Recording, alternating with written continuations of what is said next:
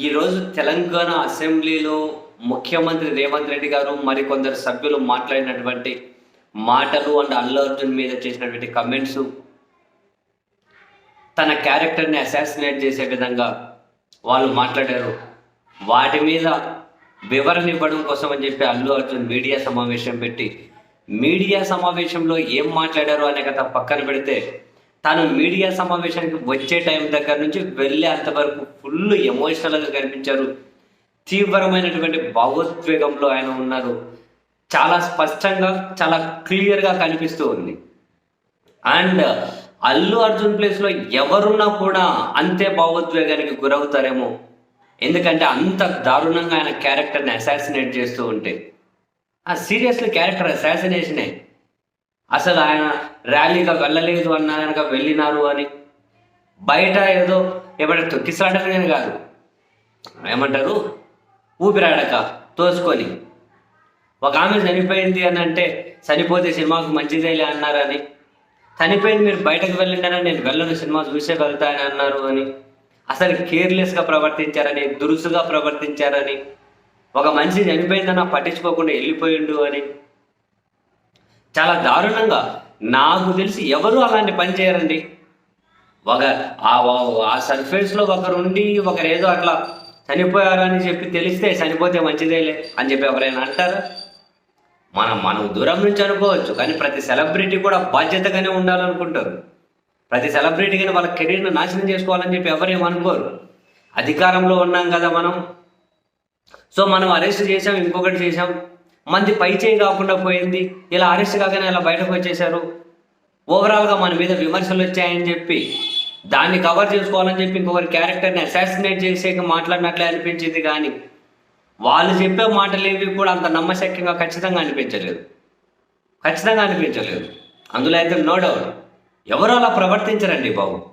So దీని మీద వివరణ ఇచ్చేకి ఈరోజు అల్లు అర్జున్ మీడియా సమావేశం పెట్టారు. ఎవరిని బ్లేమ్ చేయడం కోసం కాదు అని చెప్పి ఆయన కూడా చెప్పారు. ప్రతిదీ నన్ను తీవ్ర భావోద్వేగానికి గురి చేసింది, ఇంత దారుణంగా క్యారెక్టర్ అసాసినేట్ చేస్తారా అని చెప్పి నేను అక్కడికి పోయేటప్పటికి ఫుల్ క్రౌడ్ ఉన్నారు. ఎక్కడే కూడా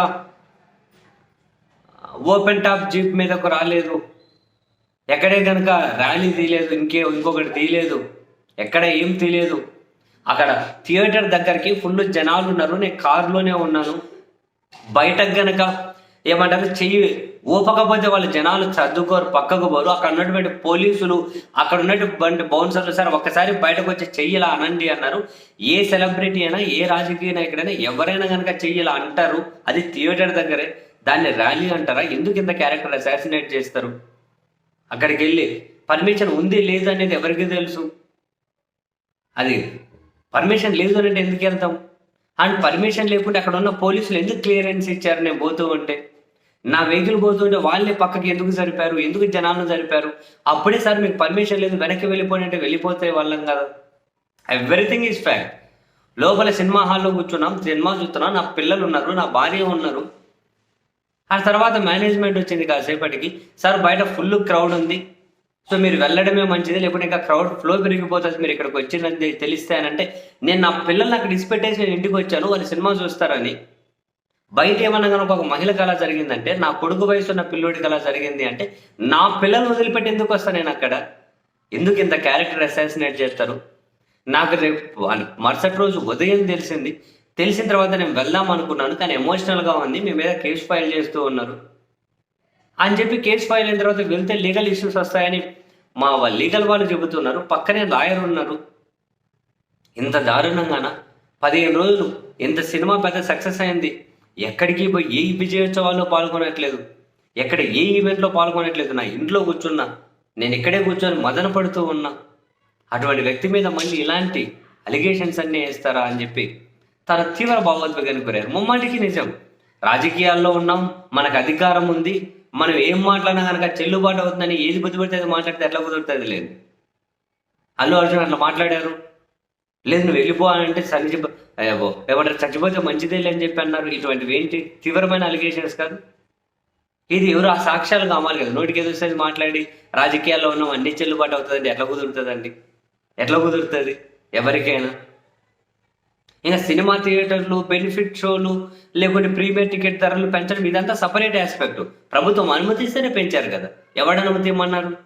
ఎవడివ్వమన్నాడు అనుమతి? ఇది సపరేట్ సబ్జెక్ట్, ఇవన్నీ కలపకూడదు. సంధ్యా థియేటర్లో జరిగిన ఆ సంఘటనలో అక్కడికి వరకే పరిమితం అవ్వండి. మీరు కూడా అన్ని కలగోర కంప చేయకండి, అంతవరకే పరిమితం అవ్వండి. అల్లు అర్జున్ చెప్పింది ముమ్మాటికి నిజం. ఆయన చాలా భావోద్వేగంలో ఉన్నారు, ఎమోషనల్గాను ఉన్నారు. ఆయన మీద డెఫినెట్ క్యారెక్టర్ అసాసినేషన్ కోసమే ఇంత దాడి చేశారు. అది స్పష్టంగా కనిపిస్తుంది. చిన్నపిల్లని అడిగినా చెబుతారండి, అంత రూడ్గా ఎవరైనా మాట్లాడతారా సెలబ్రిటీలు అయిన వాళ్ళు? అట్లా ఆ సజ్జన మంచిది అన్నారని అట్లా అనరు. ఆయన అంటున్నారు, నేను అభిమానుల కోసం, చిరంజీవి గారి అభిమానులు, ఇంకొకరి అభిమానులు ఒకరు ఎవరైనా చనిపోయారు, ఒకరు బాగలేదని చెబితే నేను విశాఖ పోయా, విజయవాడ పోయా, ఇంకొక దగ్గర పోయా. ఇక్కడ ఒకరికి బాగలేదంటే పక్క నుండి నేను పోనా? కానీ పోకూడదు, లీగల్ ఇష్యూస్ వస్తాయని చెప్పి, అందుకని చెప్పకపోతే కేర్లెస్గా ఉన్నా ఇవన్నీ అంటారా అని చెప్పి మొత్తం మీద ఆయన అయితే చాలా తీవ్ర భావోద్వేగానికి అయితే గురయ్యారు.